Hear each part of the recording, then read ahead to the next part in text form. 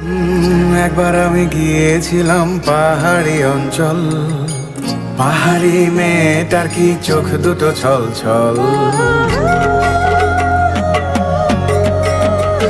ও একবার আমি গিয়েছিলাম পাহাড়ি অঞ্চল, পাহাড়ি মেয়েটার কি চোখ দুটো ছল ছল। ছল নাকি জল, চঞ্চল মেয়ে তুই বল।